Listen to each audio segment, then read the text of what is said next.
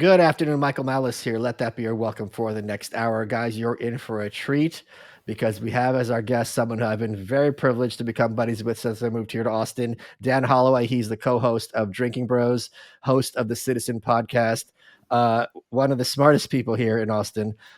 Dan, you are kind of in the midst of having a technical hell. And I think just like last week, I had Alex Stein last week on the show. I owe you a covert apology for something you didn't even know happened.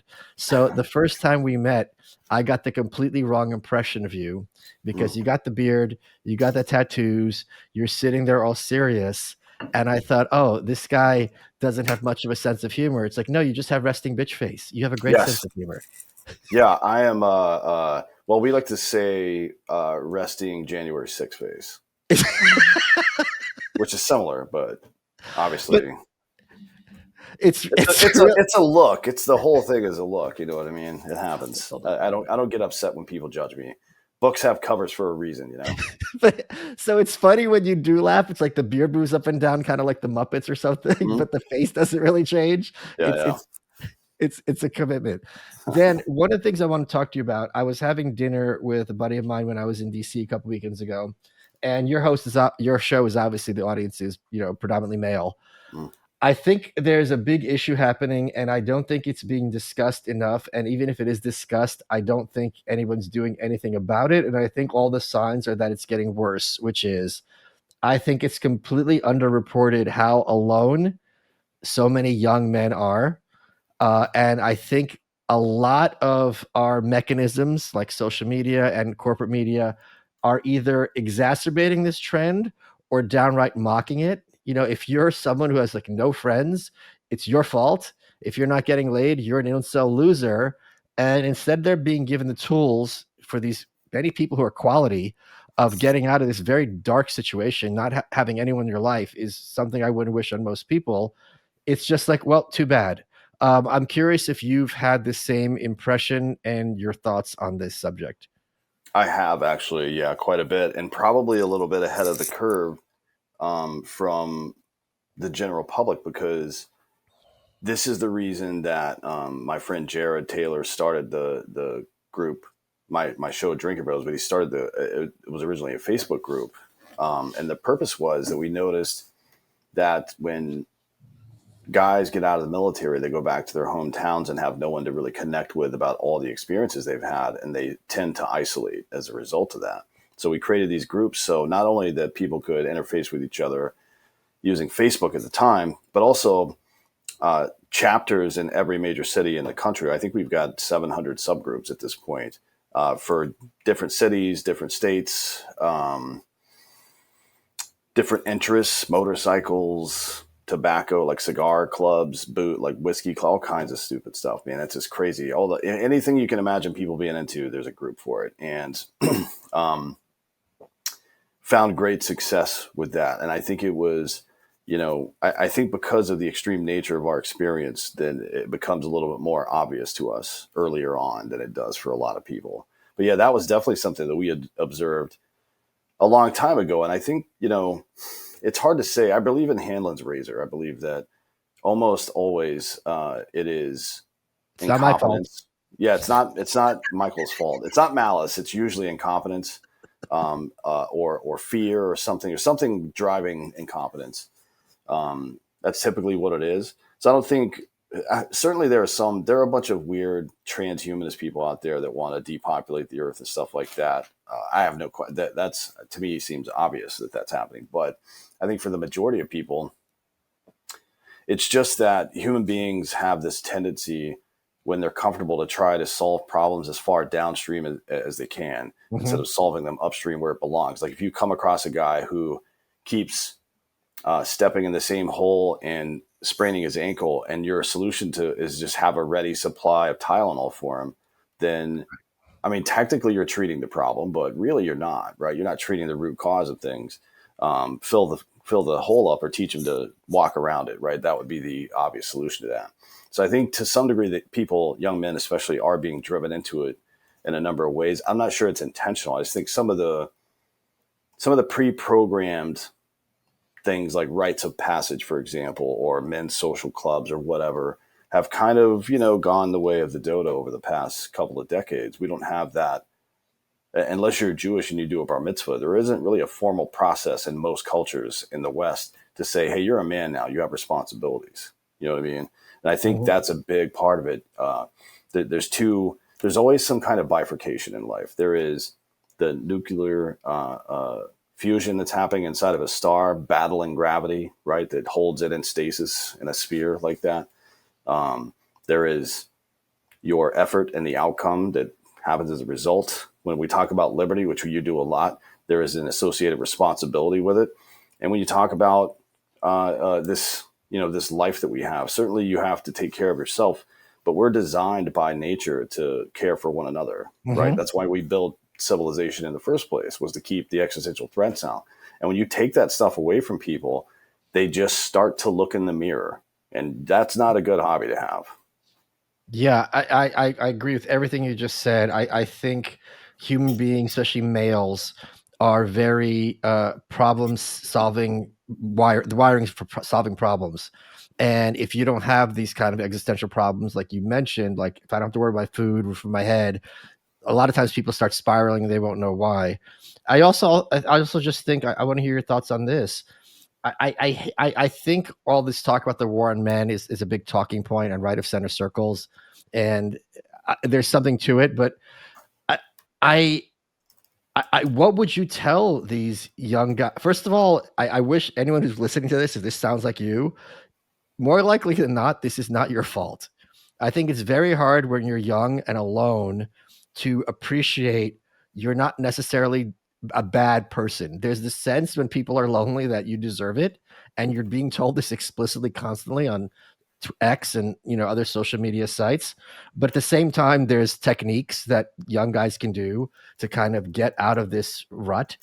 Something else that you just mentioned is it's a lot easier to stay in your house and have fun than it used to be when we were kids. There's Mhm. more to do on your computer, more to do on your TV. So that's kind of the video games and the porn. That's always a dangerous kind of siren song. What advice do you have to young people or anyone who's just like feeling alone, doesn't know why? Well, I mean, um, I think the fact that you're asking why in the first place is a step that most people aren't even taking. If you're a Oh, young you're person right. and you're trying to do You're right. that, most You're people right. tend to isolate and wallow. So, Yeah. in today's environment, you should consider yourself a high performer already, just in having noticed the fact that something's wrong. Um, the second thing that we need Good point. is structure, right? So if you're going to learn a new skill, if you're going to um, get into better shape or whatever it is, there's an organization to that. You don't just like go do random stuff and then hope for the best at the end. No, there's a process for it, and the process for becoming a better and more well-adjusted human being, and especially a man, is to say out loud the kind of man that you want to be, and then make a list of the thing that that man does, and then go do those things. Look people right in the goddamn eye when you're talking to them. Hold the door for them. Ask someone every single day, do you need my help? Right? Every single day, do these things. Make it, and look, you don't have to like carry around a notepad and check off boxes every day. But what you're trying to do is exercise the I guess the ephemeral muscles, the ones that make you socially a good person, because they atrophy like anything else, and in some cases go away entirely if you don't do the right things. So if you do these small things throughout the day, you'll find yourself doing them instinctually. You'll find yourself on an airplane, and before the woman even struggles with her suitcase, you're on your feet helping her put it up there. And it has a number of benefits. It has the benefit of making you feel important and accomplished and like a good man, and also improves all of society. When it just not Yeah. even a majority, That's when right. even a critical mass of people do that sort of Mhm. thing, then the tolerance we have for stupid bullshit goes away Yep. almost immediately. Right? This idea of somebody getting into a woman's face on public transportation, that Right. evaporates when men just you don't have to go looking for fights. When men just act like men and take Yeah. responsibility for the things around them, that happens. Yeah, that it's kind of it's you and I it's interesting because you and I are extremely different people, on paper, but we see the world in extremely similar ways, which I find very Mm. interesting.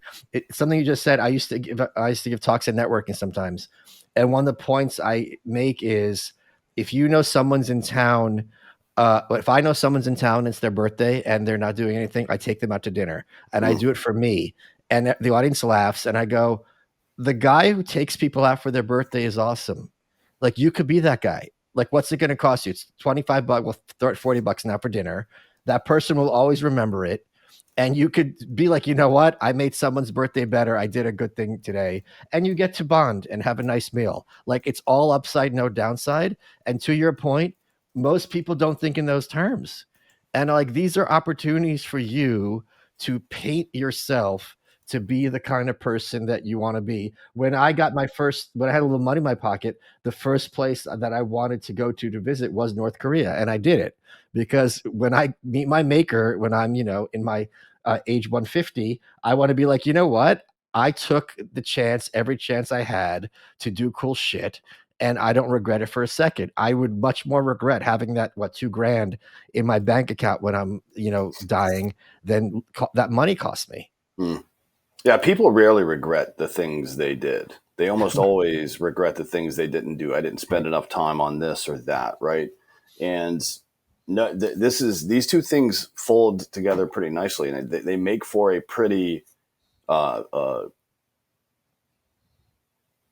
exceptional worldview, a baseline of your worldview. I think these things make for you. One, that you don't regret the things that you do, you regret the things that you wish you had done. Yeah. And two, that no one can make you do the wrong thing and no one can stop you from doing the right thing. In life, there is very, very little that you can actually control as a human being. What's in your complete control is your attitude and your effort and Hmm. nothing Hmm. more, right? And you can apply your attitude and your effort to the world in the same way that you can apply your labor to the earth to extract the most value out of it. And that is your job as a human being. And when you talk about being a man or not being a man, the follow up to this, when you're talking to young men, is unplug from this nonsense that's giving you dopamine and not serotonin, that's giving you high but That's not right. Happiness. purpose. Yeah, You yeah, know, high but yeah. not happy. This is a better way to say it, sure. And plug into things that actually are meaningful to other people. The secret of life typically is that every meaningful thing you do will be in the service of other people in some way or another.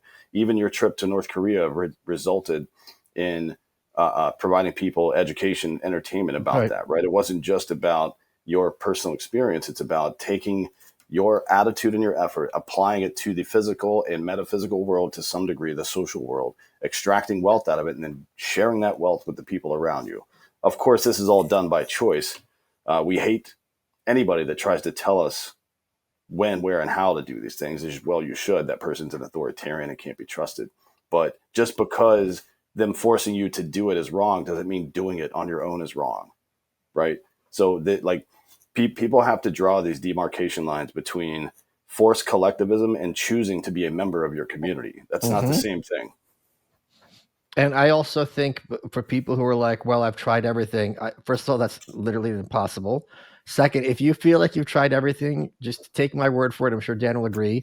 Spend 15 minutes Googling your issue, and you're going to come up with things that you haven't thought of. It's like, oh, let me try this. Mm, It's there really. I mean, the internet's a shit show, but you'd be surprised.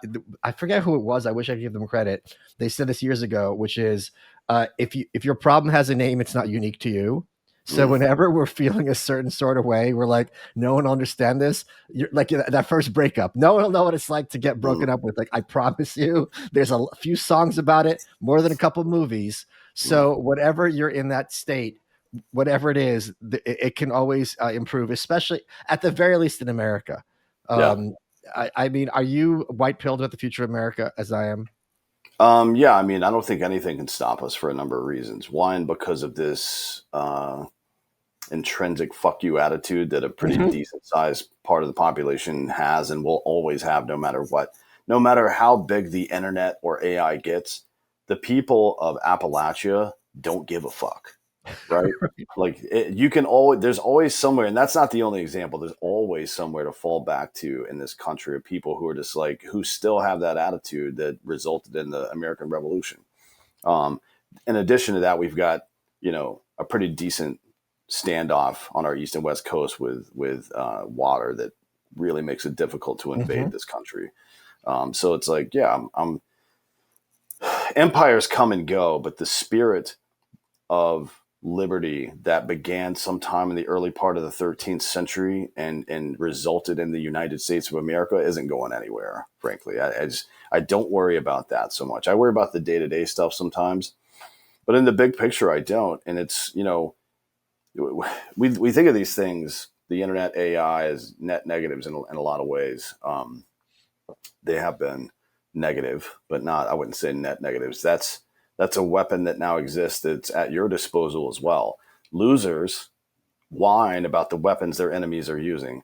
Winners use the weapons and defeat their enemies. This is how this works, right? So if you're a man out there whining about how things are, this is the final step that I would give to a young man. Say out loud the kind of man you want to be and live that life. Make sure there's a picture that I had made right across from my bed. It's the first thing I see every morning when I wake up, on my dresser, and it just says, "It's not about you." And that's my mantra. I read it every morning Dan, to that's remind funny. myself that no Sorry. matter, like, I don't feel good that day, I had a bad day yesterday, I've got a long day ahead, whatever it is, it's like, all right, cool. I'm doing all this stuff for some reason. You know what I mean? Mhm. So, the last thing I would say is that you're a fucking man. You are a man. So you don't get the benefit of sitting around and bitching about life or complaining about how it's not fair. I was in the infantry, right? You can bitch as long as you keep moving, right? If we're on a long forced march, I've got 100 pounds of gear and I've got to walk 15 or 20 miles that day. Okay, that sucks. And I'm going to bitch the whole fucking way. But as long as I keep moving, then I'm entitled to bitch. If you're not doing anything, you're not entitled to bitch. Shut the fuck up. So that's the other part of it.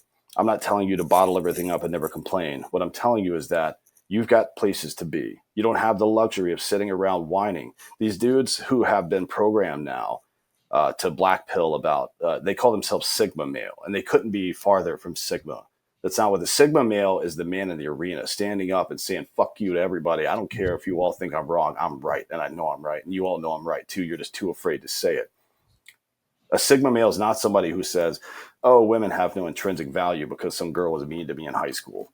That's a coward. You're a pussy. You don't get to fucking ever be part of the dialogue ever again if that's the way you think. You know what I mean? So, nut the fuck up. Guys, did you know that chips and fries used to be cooked in tallow up until the 90s when big corporations switched to cheap processed seed oils? And today, seed oils make up 20% of the average American's daily calories. And recent studies have linked seed oils to metabolic health issues and inflammation in the body. If you didn't know about any of this, here's all you have to do: go to any social media site, Facebook, Twitter, whatever, just write, hey, what's this I hear about seed oils? I am positive you will have one friend or contact in your community and they will talk your ear off about this. Everyone's all up in a tizzy about them. So, what did Masa do? MASA? They did something about it. They have a tortilla chip with 3 ingredients: organic corn, sea salt, and 100% grass fed beef tallow. They sent me the chips. You can taste the difference, and it has this like bolder, robust taste. I don't even know how to describe it, but it's clearly better and it's delicious. And you know what it is? They're not like greasy. Anyway, these chips don't only avoid all the bad stuff, they taste incredible too. And snacking them is nothing like eating regular chips. And an added bonus: the beef tallow makes the chips more satiating, so you won't find yourself uncontrollably binging and still feeling hungry afterwards. Masa chips are beloved by tens of thousands of customers, and they've been endorsed by nutrition experts. So, ready to give them a try? Trust me, they're going to be better than chips you get in the supermarket. Go to masachips.com/malice. Use code malice for 25% in your first order. That's masachips.com/malice. Use code malice for 25% in your first order. They have a bunch of different flavors. I tried them all except for the spicy one because I can't handle it. But the others, they're all inside of me, fit my macros, and I don't feel gross about it like I would if I was eating some of those other brands. Folks, it is 100 degrees at night here in Austin, and nighttime bedroom temperatures have a huge impact on sleep quality. So if you are waking up too hot or too cold, you know who you are, Goldilocks. I highly recommend you check out Miracle Made's bed sheets. They're inspired by NASA. They use silver infused fabrics that are temperature regulating so you can sleep at the perfect temperature all night long. Here's the thing: traditional bed sheets, more bacteria than a toilet seat. You can get acne, you get allergies, stuffy noses, and it's gross. Miracle Made offers a whole line of self-cleaning, antibacterial bedding, such as sheets, pillowcases, and comforters that prevent up to 99.7% of bacteria growth, require up to 3 times less laundry. Stop sleeping in bacteria. Get luxuriously comfortable Miracle sheets that are infused with silver and inspired by NASA that are thermoregulating. 4 great reasons to try Miracle Made. Upgrade your sleep. Go to trymiracle.com/malice to try Miracle Made sheets today. And whether you're buying them for yourself or a gift for a loved one or a loathed one, if you order today, you can save over 40%. And if you use promo code MALICE at checkout, you get a free 3-piece towel set and save an extra 20%. And here's the kicker. So you can sleep comfortably at night, literally and figuratively. Miracle is so confident in their product, it's backed with a 30-day money-back guarantee. If you aren't 100% satisfied, full refund. Upgrade your sleep with Miracle Made. Go to trymiracle.com/malice. Use code MALICE. Get your free 3-piece towel set. Save up 40% off. That's trymiracle.com/malice to treat yourself. And thank you, Miracle Made, for sponsoring this episode. Let's get back to the show. It's funny you said that about the forced march, because I'm sure you don't know this. According to North Korean mythology, the great leader Kim Il Sung, the founder of North Korea, one of his big accomplishments when he pretty much single-handedly ousted the, as they call it, wicked Jap devils from Korea, was they were chasing him through the snow and his troops, and they called it the arduous march and forced march. So in the 90s, when the famine hit North Korea and the dear leader Kim Jong-il refused to have the people have food, and you had polio come back and starvation hit, 1 to 2 million people killed, they called it, the euphemism was the arduous march, in reference to what he went through. And it's just like, yeah, they had a right to bitch as well, because they were being starved to death. It's really fascinating to hear you think, because it's the same kind of things I think about as well. And to your point, I've been involved in this situation with this awful person, which I could tell you off air, which is resolving now. And as a result of this, I just ordered 2 cool pieces of artwork for my bedroom, so that the first thing I see when I wake up, and one of it's two pieces that are complementary, by these Spanish artists called Piquiavo, street artist. It's on drywall, and I'll have the producer add it to the show. One is of Medusa's decapitated head, and I thought, you know what? If I have Medusa's decapitated head on the wall in my bedroom, I'm never gonna have sex again, because someone walks in and she's gonna be like, okay, I gotta go. And then the other half is Perseus, and his arm. They go hand in hand. So to remind myself when I wake up, you won, and don't ever give up, and just keep on fighting, because you will slay those demons. Yeah.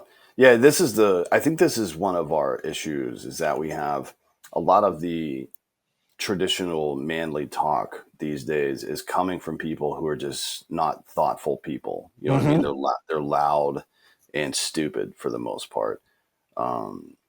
They have these, like, they have the understanding of life of a 5-year-old. Basically, they react to everything. They think and respond to nothing. And it's, to some degree, it's understandable why you would have heard the phrase toxic masculinity for a while, because once the internet came around and we got this, we start to look at subsets of culture through a microscope instead of all of culture through a broad lens. And you happen to focus in on one shitbag culture somewhere, who people like that, we could name all the names, but everyone knows exactly who the fuck I'm talking about.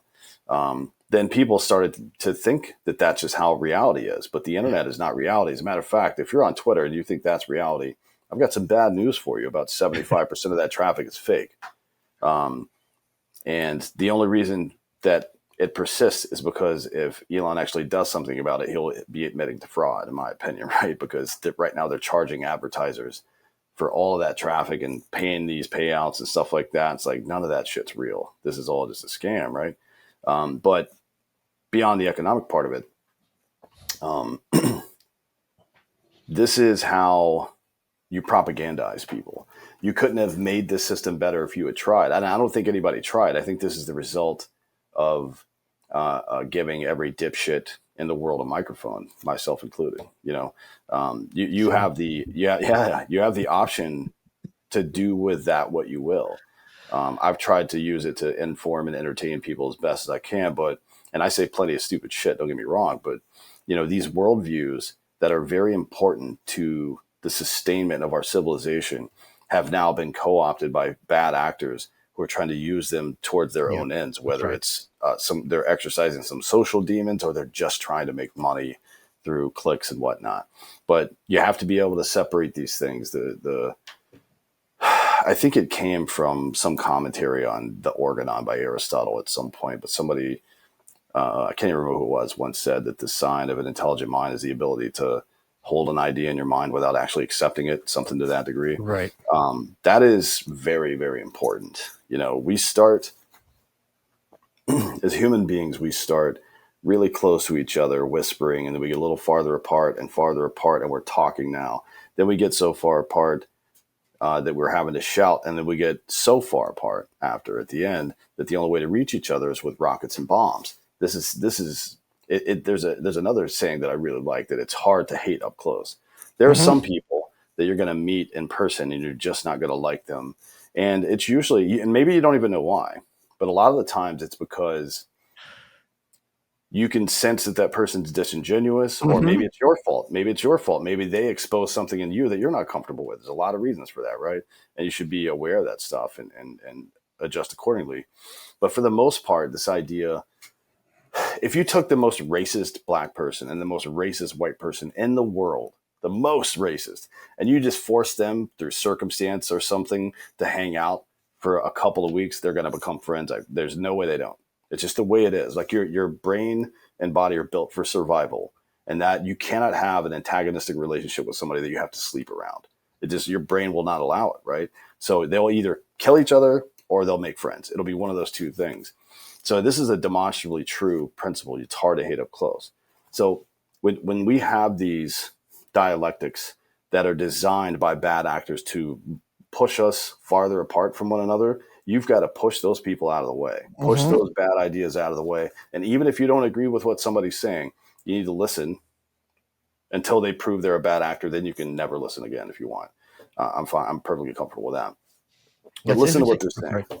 It's interesting that you just said that about having them live together, because I always tell people, if you want to understand politics, you could throw out like pretty much all political sides and just watch a dog whisperer, because human beings and dogs have co-evolved, and if you understand how dogs operate, the average person psychology is very, very similar. And one of the techniques a dog whisperer does, if you have dogs that don't get along, is walk them together. Yeah, And put them after on a a while, leash those together. Yeah. yeah, after a while they're going to become friends, and and this is how gay rights happened. Is more and Mm, more people came out, and after a while, it's like someone's coworker, someone's uncle. It's really hard to be like, okay, this person should be shot, or they shouldn't be able to marry their whatever roommate. It's just like I don't care. Like right. there's a face now instead of it just being this ambiguous sort of thing. Something else I've been extremely concerned about very recently, and it's happening right now, and no one else that I've seen seems to be concerned, is it used to be that people would just defer to Google or Wikipedia for their answers, and there was an understanding, okay, it's a search engine, it's flawed. I'm now having, and I've had where someone come at me and argue with me, and they would pull up my Wikipedia as their response, and I'm like, I understand what my Wikipedia says, but I assure you I have a better perspective on my biography than the Wikipedia does. um, People are now having conversations with Grok, and they're hashing out ideas. And I had one very extreme example where I put up a picture of my buddy Tom Woods from a cartoon we did together called the Politically Incorrect series. Mm, And people asked Grok, "What is this?" And they said, "It's a picture of Bob Murphy from my graphic novel Ego and Hubris." And I'm telling them, this is not from Ego and Hubris. They're like, "You're trolling. It's definitely from Ego and Hubris." So not only was Grok wrong, it was also demonstrating certainty in the face of being wrong, which I don't understand how it's programmed for that. And it's certainly not a good thing, as opposed to having some ambiguity. It looks like, even though it's a different art style, so it doesn't even look the same.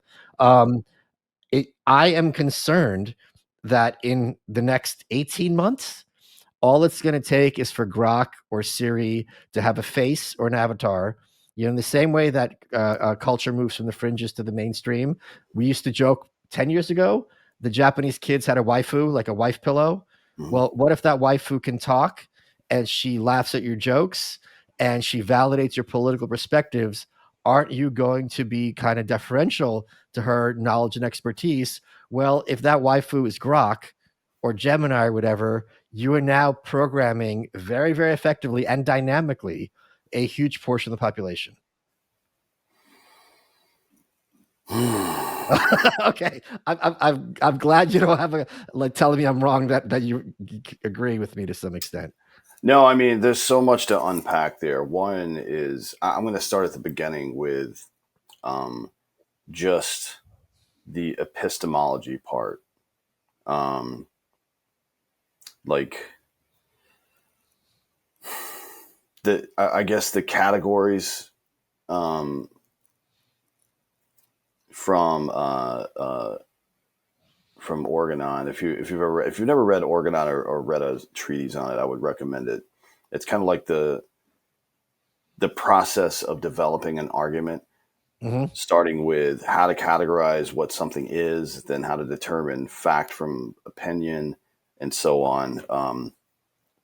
And it's just something I really recommend to pretty much anybody who's going to be uh, doing any kind of argumentative stuff. It's really helpful for you. But one of the things in data science that you really got to be careful about is what we call GIGO, or garbage in, garbage out. Yep. So it doesn't matter how good your system is.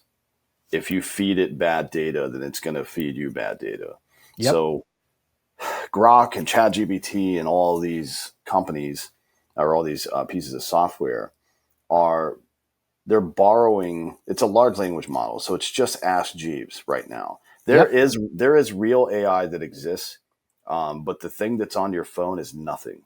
It's not real. That is not what real AI is. The thing that's on your phone is just like adaptive editing software. It learns things, but it's not making anything creatively, Mm-hmm. really. All it's doing is borrowing from somewhere else.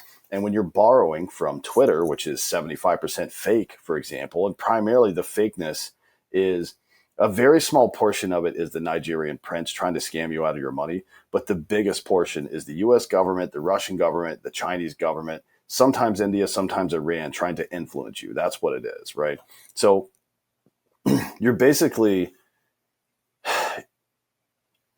the way that people are treating AI right now is crazy to me.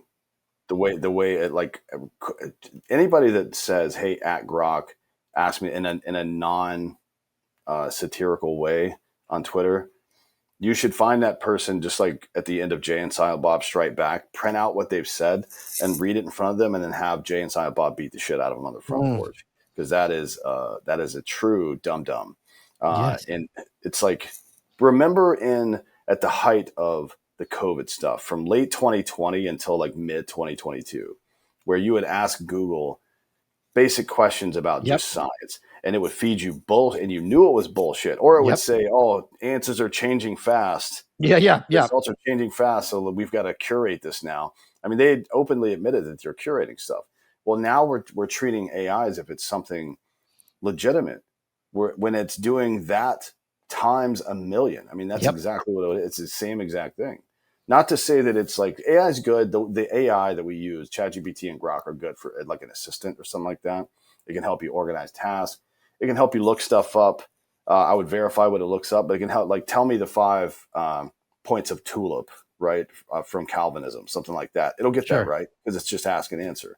But if you ask it complex questions, it has to go to Google and then to Reddit and Twitter. That's where it's pulling stuff from. Well, the people on Twitter are fake and the people on Reddit are fucking crazy. So it's like, how should you, or why rather should you expect to get any decent information out of any of those Right. things? It doesn't make any sense. So when you're trying to like go through this process of gathering good information, categorizing it into the categories: time, place, relation, quality, stuff like that.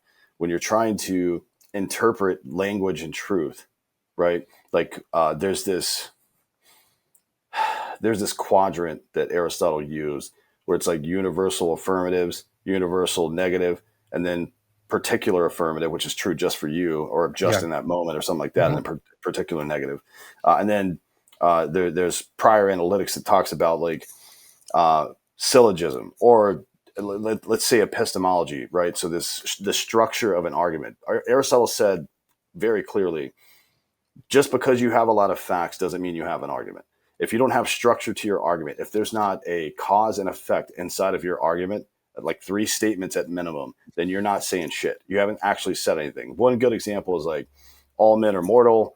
Michael is a man, therefore Michael is mortal. That is syllogism. That is how a logical argument works.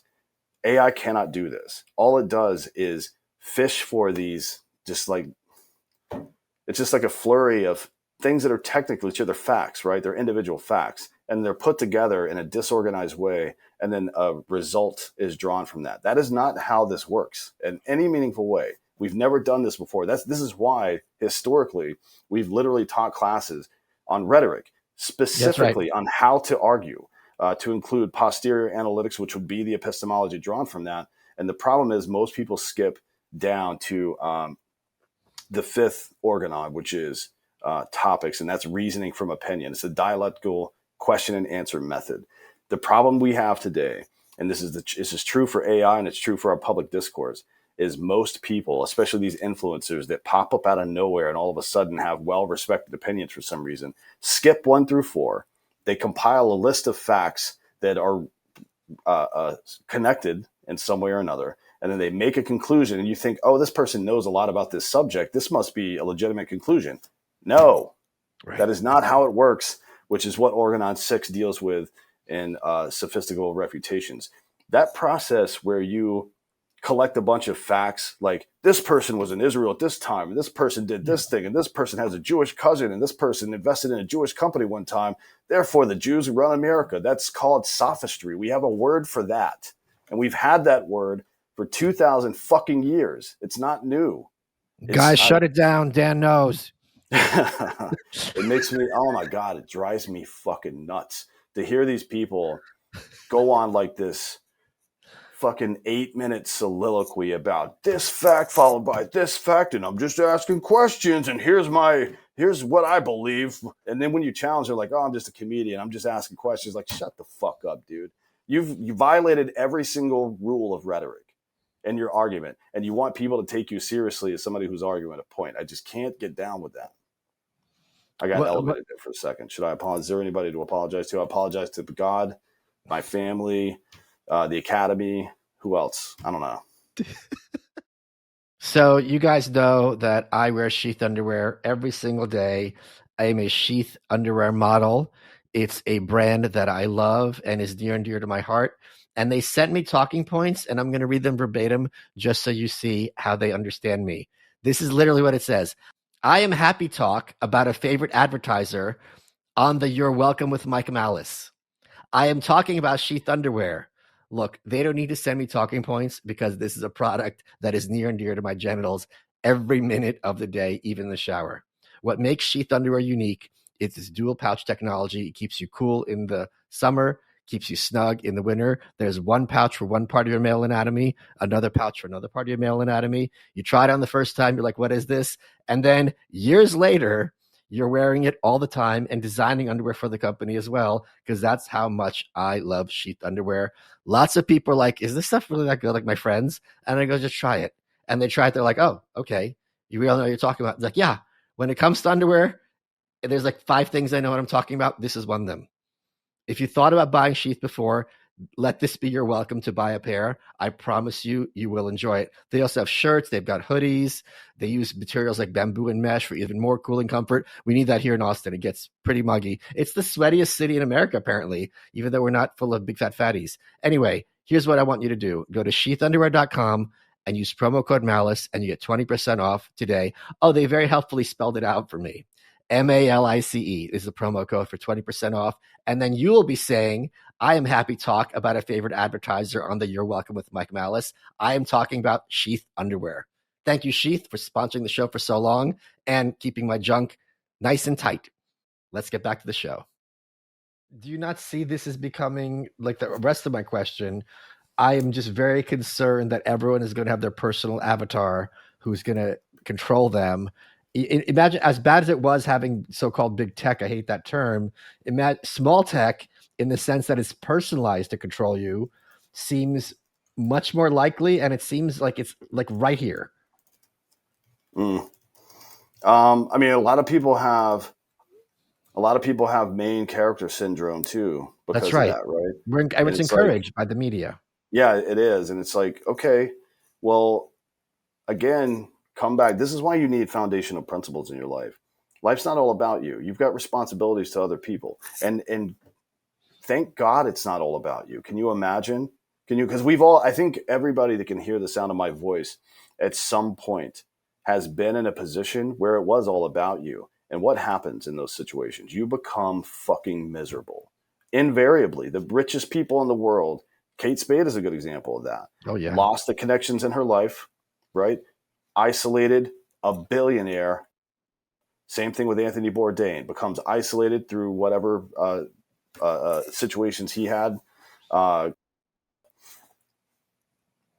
we are designed to serve one another in some way or another, right? And it doesn't have to be. Not everybody. Some people are introverts, and I don't mean introverts in the isolated way. I mean introvert insofar as I need to go have some alone time to gather Yep. myself and re-energize myself, and then I can go back into the physical world, social world, and talk to people all the time. But then I need a little time. And some people are like that. That's a legitimate thing. Some people get their energy from the social interaction. I'm obviously the farmer. I don't think anybody's going to question that. But You mean you're the latter? still, yeah, still you need to go Yeah. out into the world and share your gifts with people and benefit from their gifts. That this is what we are designed to do as human beings. So it makes me, it makes me very suspicious of anybody that ever tries to separate me from somebody else intentionally. When I Oh say that, God, I yes. mean, like somebody's like, "Hey, did you hear about this person or that person?" Or it's like, "Oh, I didn't know you knew them." I think they're kind of like, okay, we're not having a third party conversation. If the guy robbed or murdered somebody, let me know. But if you just don't like them, I don't fucking care. This is something. One of my favorite quotes from George Carlin back in the day was about the media. And I think about George a lot actually, and how he might behave in today's world with how weird it is and stuff. Oh yeah. He'd If have he a would have, field day. yeah. But he said you'll read a newspaper and they'll say brutal dictator killed. And he's like, no, brutal is an adjective. You say dictator killed. Tell me what he did, and I'll fucking decide if he was brutal or not. And in the same way that when you remove the need to physically walk from one place to another, or uh, uh, uh, grow your own food, or any of these things that we've removed from daily life that people used to have to do, you become weaker in some way. And for a long time, for a couple hundred years, the Industrial Revolution forward, we were doing it in ways that made our bodies weaker to some degree. But I can just go to the gym, and the gym became a big thing. People in the early part of the 20th century started taking their fitness kind of, not everybody, but a lot of people started taking their fitness seriously. People that were Mm-hmm. non-factory workers, they were, you can see there's like we think of the gym as something that came around in like the 80s, 70s and 80s because of the bodybuilding thing, but it started way before that. But gym for the mind, right? We've removed the mental and social workouts that were natural in life, and we've not replaced them. We still haven't replaced them today. Like, this is something that's lagged far behind. I wonder what your thoughts are on that, because like people ask me about that all the time. How do I stimulate my brain in a way that's meaningful, that is going to involve a group somehow, or at least I can go share it with a group at some point? This was the beauty of media for a long time. Not media specifically, but it was one of the linchpins of civilization. 30,000 years ago, we were all huddled around a fire Mm-hmm. while some old dude told us a story, right? Around a campfire. And then 1,000 years later, we were doing it inside of a building, still around a fire. A couple hundred years after that, we were doing it around the radio as C.S. Lewis played, or Louis L'Amour played, or Lord of the Rings or something like that, played episodically. And then we were in front of the TV in the 60s watching the president talk. because it was only the only thing on. And now, then it was TV shows for a long time. You had to be somewhere at 8 p.m. on Friday to watch this show with your friends. And then when you got to work on Monday, you talked to everybody about it, right? Now we don't have that anymore. I can just go watch a full series on Netflix tomorrow. And the only person that I really share it with is maybe some strangers on the internet, but probably just the person that I'm watching it with. And if you're sitting at home watching it by yourself, then you've lost the entire point of that film or TV show even existing. It's not just about entertainment. It's about how storytelling is a linchpin to civilization. It's how we transmit our memories from the present and the past to the future. That's how it works. And if you lose that, this is why you should read novels. I don't care if you don't like fiction. Go read novels. Those stories matter. It matters for your brain to be able to take complex social ideas and put them inside of an easily understood story. It's why Jesus spoke in parables. That's the entire reason that the Bible was written the way it was, and not just the Bible, but many religious and philosophical texts. The best treatise on Adlerian psychology is this book where a Japanese professor is teaching his young, like 13-year-old student about Adlerian psychology, and it's a dialogue between them. Aristotle and Plato dialogues are famous for the same reason. It spanned all of humanity for a reason. And I'm curious what you think about that, because you don't see much of that published anymore. So I have a lot to say about what you said, and I agree overwhelmingly with what everything you just said. The first point is something I do, and I've done this since graduating college many, many, many, many years ago. Is I'm always reading 2 books at once, and I read 40 pages from each one. So I do 10 pages at a time of each. So that's 4 sets of 10 Mm. over the course of the day. One serious and one frivolous book. And if there's a topic that I don't know anything about, like, oh, what was that election? It was in 1872 when they were arguing about who the electors were. I'll read a book about that. Oh, you know Mm. what? I heard about this actor who had this weird career. I don't know anything about him. Let me read that. If I you do go to that too, by the way.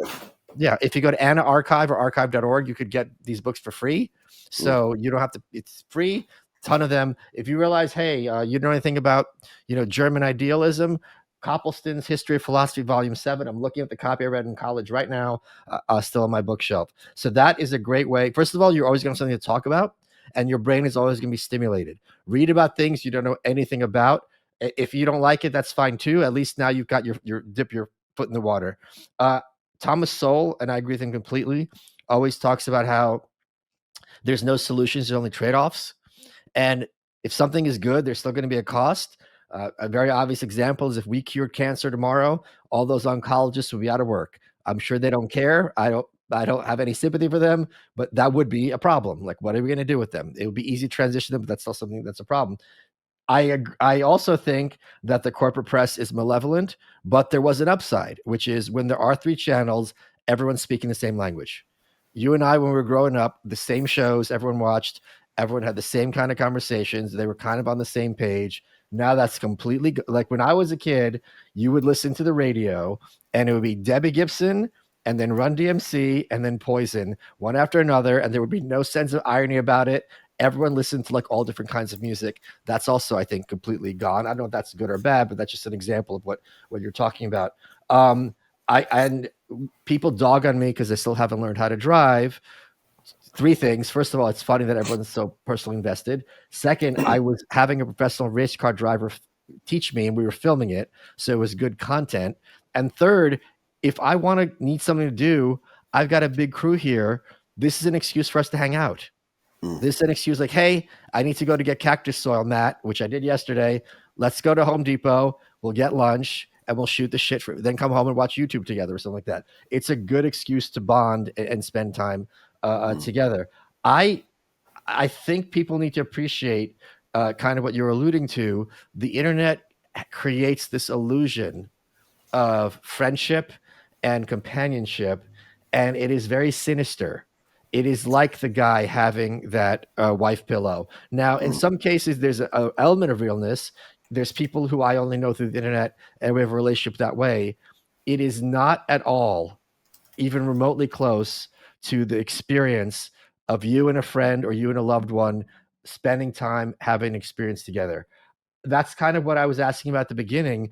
I don't know how to fix this because it's easier and easier to occupy your time alone. And as human beings are social animals. Aristotle, got that right as well. Oh, he said rational animals. Sorry. Human beings are social animals, and the costs creep up on you. And at a certain point, it's just like, I haven't really talked to anyone face to face that does a number on your mind, and I don't have an answer. Well, I mean, you can tell. Not that I guess probably you need to be able to prove it more because I think this is a bit self-evident. But if you've ever been around children when their time is saturated with devices and when their time is saturated with play with other kids, the attitude in the hours after that is wildly different. I mean, it's like a completely different person. And it has a greater effect on them, obviously, because they haven't learned to control their somatic systems, their physical systems yet. But to be honest, I don't think most adults have either. I think they're still carrying around what is affectionately known as the boy injury, the little boy inside them who never got what they needed, attention or love or whatever it was. Maybe it was rough contact. Maybe it was physicality from dad to toughen them up a little bit, and they crave it now as adults. Um, the solution to it is so the solution to get these kids to actually do these things, that's the hard part. But the solution is very simple. Physical contact is what Yeah, matters. I right. mean, your body dumps oxytocin more so um, than any other thing that will ever happen to you in life when you just hug someone for 20 Mm-hmm. seconds, 20 to 22 seconds, and your body releases pretty much all the stored oxytocin it has. And oxytocin, by the way, is the drug that makes you feel love. Or allows you rather to feel love. Um, this type of physical contact, and it happens in a lot of different ways. Little boys need to wrestle each other and they need hugs from mom and dad. And little girls need to do whatever the hell they do. I don't know. It never was one. But I know what little boys need.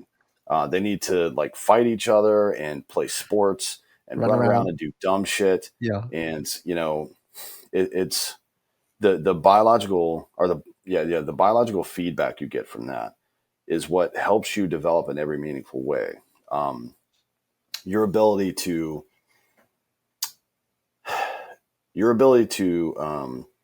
process emotion, your ability to and create standoff from it too, to actually allow yourself to feel something and not react to it and like take a beat and then respond Mm-hmm. is something that I mean, even as adults, even as an adult, you're going to have trouble with it sometimes because emotions are very powerful things. Sure.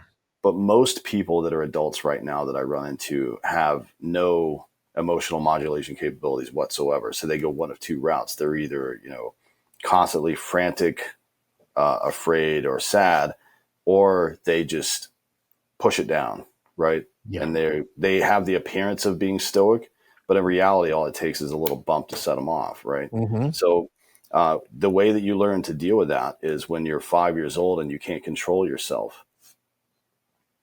You feel sadness, and sadness for a child turns into anger very frequently. Same thing with adults, but it turns into anger for children. And you need dad or mom to get down on the knee and look you in your eyes and say, hey, it's okay that you're feeling this crazy emotion right now. Here's some, and just talk them through it. Say what it is, like, hey, you feel this way right now. Here's why you feel that way. The behavior that you were engaged in is not okay. I have to protect you from that for your physical safety, but it's okay to feel that way.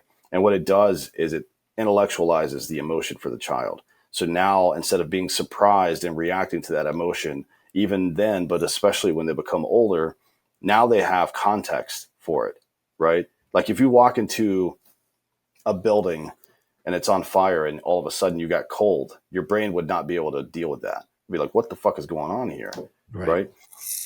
But if you walk into an ice box and it's cold, you're completely prepared for that, right? It's going to suck still, but you're completely prepared for it. Context matters like that. So you can map this on to the physical touch stuff as well. And when I say physical touch, I don't mean just like hugging and cuddling and shit. Sometimes it's roughhousing as well. Little boys especially need that stuff because all the things that I just talked about, emotional regulation, Delayed gratification is a big part of that. We think of delayed gratification as having the cake in my refrigerator and deciding to wait until tomorrow to eat it. But sometimes it's getting angry and deciding not to do something in our anger as well. That is also delayed gratification.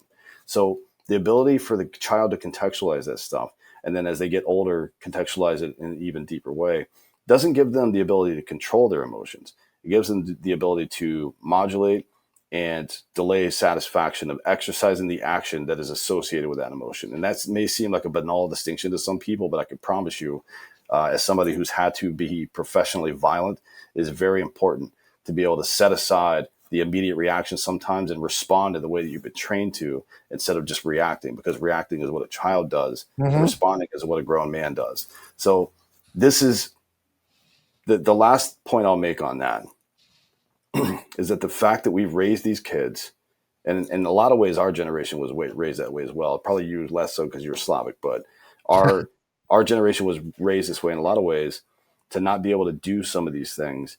So now we're like, we want to be that dude. Everybody wants to be Clint Eastwood, you know what I mean, or whatever, where you're a strong, stoic, capable, purposeful, all this stuff.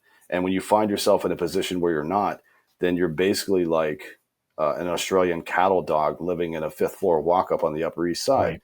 You don't have anywhere to exercise all the biological things that you need to exercise. You have no Mm-hmm. goal, no aim, no purpose. And as a result, all of that energy that should be going out into the world is coming right back in on you, and you're That's right. dying. You're dying inside.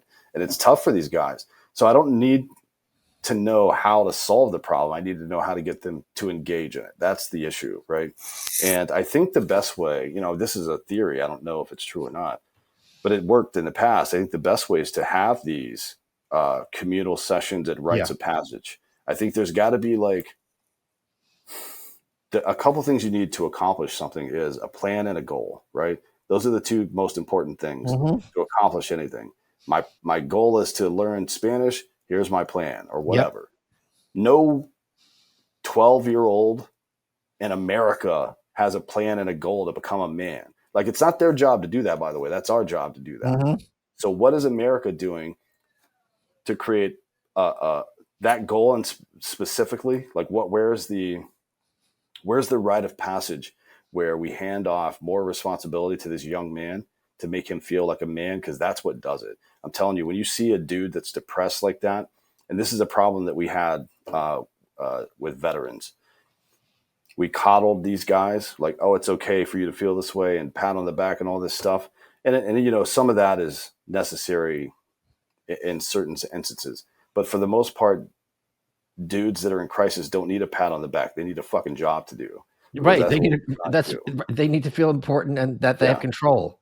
Yeah. So how, like, the question is then, are we able as a society, as a culture, to reinstitute, if we just had the rites of passage, the planning part would take care of itself, in my opinion, because if you tell somebody you've got to get from here to there and it's non-negotiable, they'll figure out a way to get over there. It may not Yeah. be the way you wanted, but they'll come up with a plan. And we, like in smaller groups, will come up with plans, and accomplish those goals. So, the Boy Scouts were a big thing back in the day. That was super helpful. But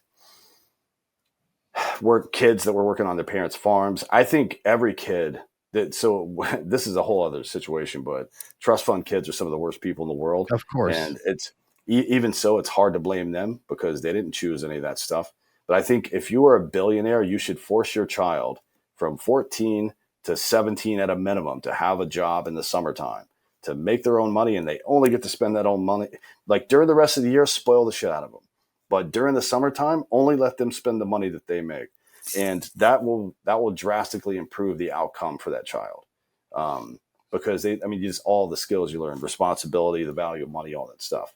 But most importantly, you have been left alone to some degree on an island to not just survive. You've still got training wheels, but you have to look into the distance at a goal and work your way backwards and create a plan to get to that goal. That's And right. that is one of the most valuable things that you will ever do in your life. And this is kind of what Jordan Peters talks about, making the bed. The gold, and I always tell kids this, and this is one of the best things I ever thought of. Let's suppose you want to be an author.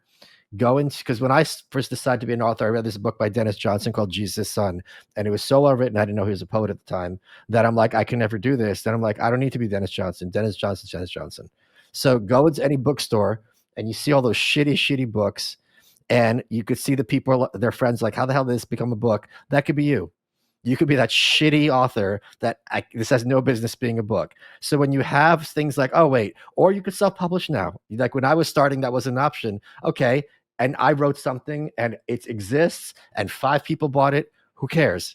The fact that you actually got a book from not just completing a manuscript to publication is a major accomplishment. That's just one example. It could be Mm. do a stand-up set. It could be learn how to dunk or whatever. Anything. The point is, there are so many ways where you can have that sense of accomplishment.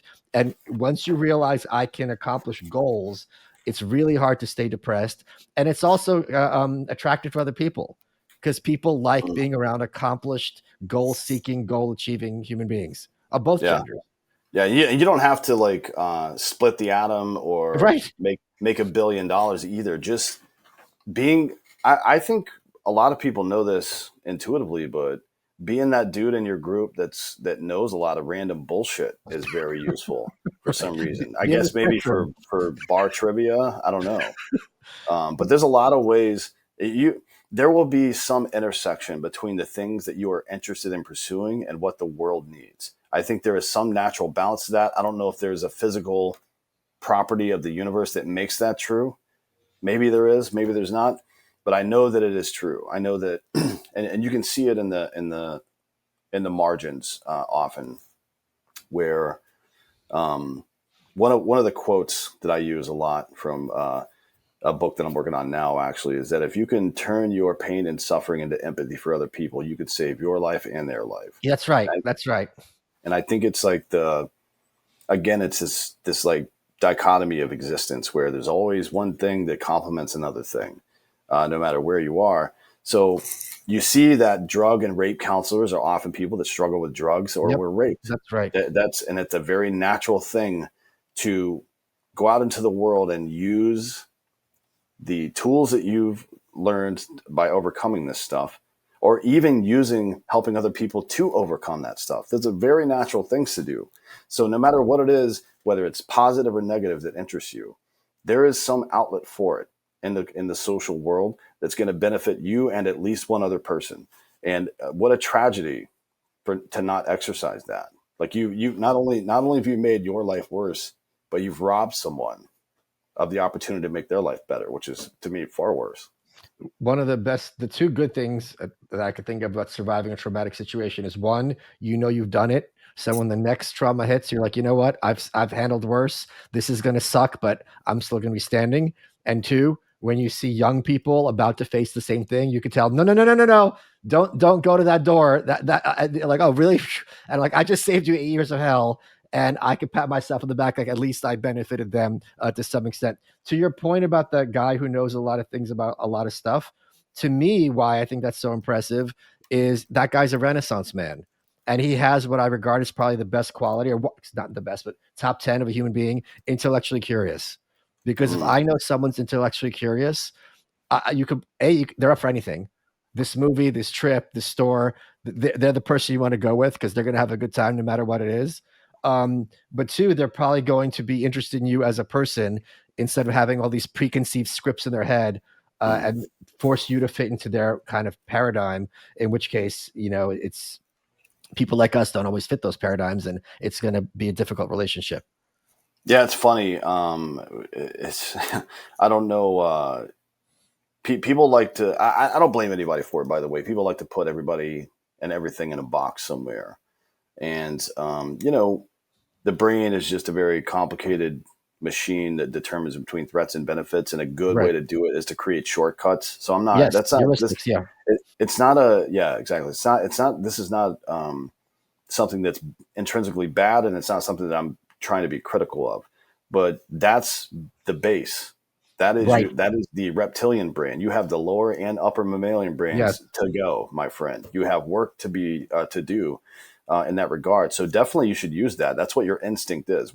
Instinct isn't like, maybe there's something in some other spatial dimension that we're drawing from energy wise. I don't fucking know about any of that stuff. Maybe that's true. Maybe it's not. I can't, if there's not a test for it, then I'll only believe it to some degree. Right. But I do know that your brain is much better at being a brain than you are at thinking most of the time. It Mhm. recognizes patterns that you don't, which is Yep. why, by the way, you have to go investigate those patterns sometimes and make sure they're real. Yes. Adler would call these bad patterns private logic, where you hear this is post traumatic stress, you hear a loud noise and you think that's danger. That's Well, right. that's not an altogether bad thing to believe, because very frequently loud things are dangerous. Most of the time they're not.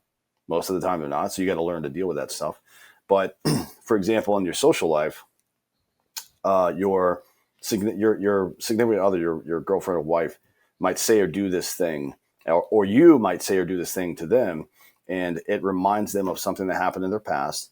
That was a one-time instance, but it made a big impact on them. Now that is a highway. It's a neural pathway. Mhm. It's going to immediately trigger a response. You as a man have to understand that that's happening and help this person undo that pathway, or you have to Right. get into your own brain and undo that pathway in the same way what you're talking about, these preconceived notions we have about people.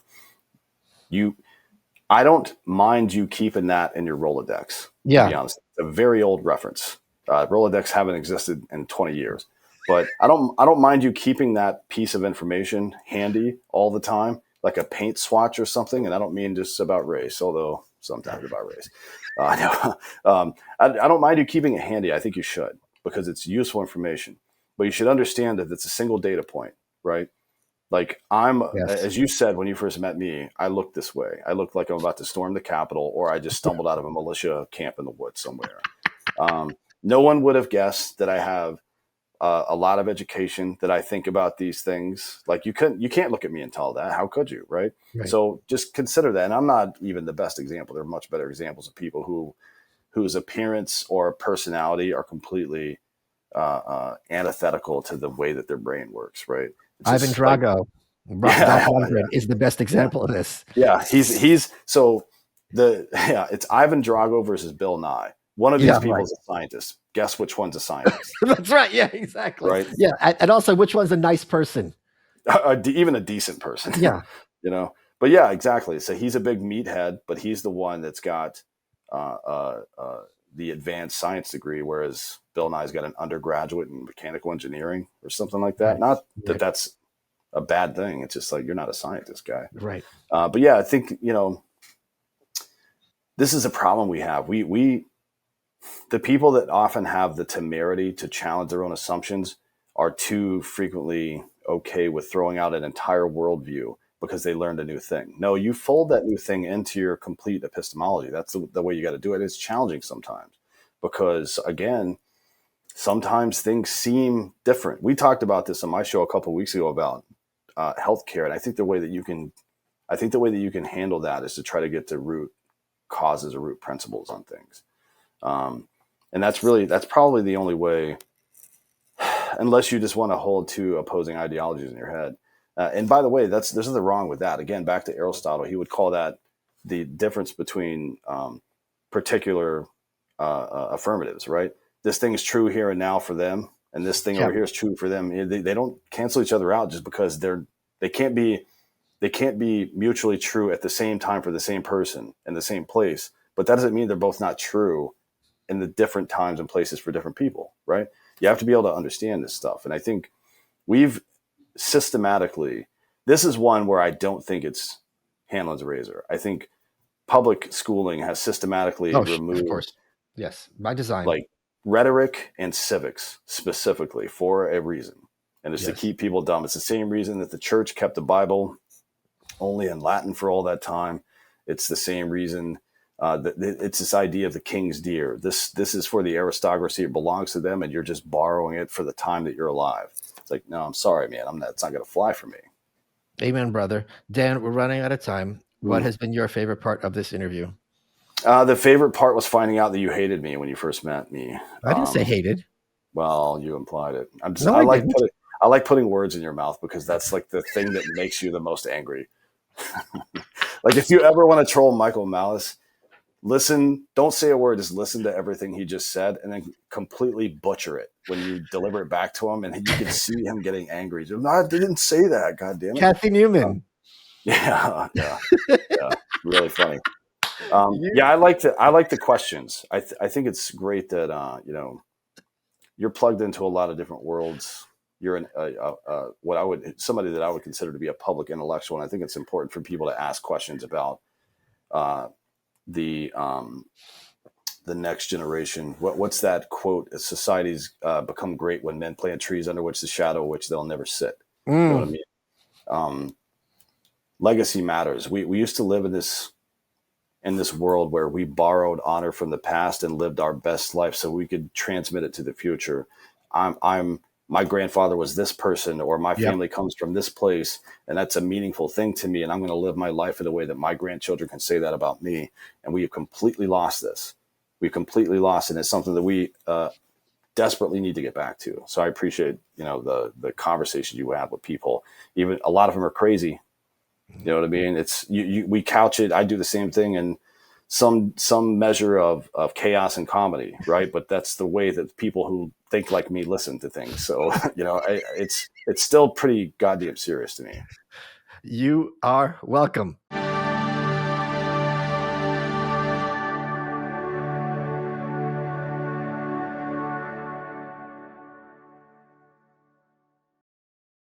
Hey, it's James Altucher. I've been an entrepreneur, investor, best-selling writer, stand-up comic, and whatever it is I'm interested in, I get obsessed. Yes, it's led to success, but it's also led to such heartbreaking failure. I have failed more times than I can count. I wish in my life I had had people to talk to. That's why I started the James Altucher Show and bring on some of the most brilliant minds in every area of life.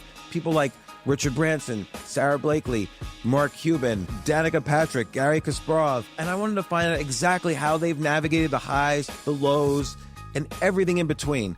No fluff, just raw stories and real advice. I've talked to 1,500 of the most amazing people on the planet. So if you want to learn from the best and skip the same old canned interviews, we're all about helping you find your next big idea, level up your thinking, and ultimately to choose yourself. So let's do this together. Subscribe now to The James Altucher Show. Just when you thought summer couldn't get any hotter, Pluto TV is turning up the heat with thousands of free movies. Presenting Summer of Cinema. Stream your favorite blockbuster films like Gladiator. I will have my vengeance. Good Burger. This is what I call fast food. Beverly Hills Cop. The Girl with a Dragon Tattoo. And Julie and Julia. Bon appetit. All for free on your favorite devices. Pluto TV. Stream now. Pay never.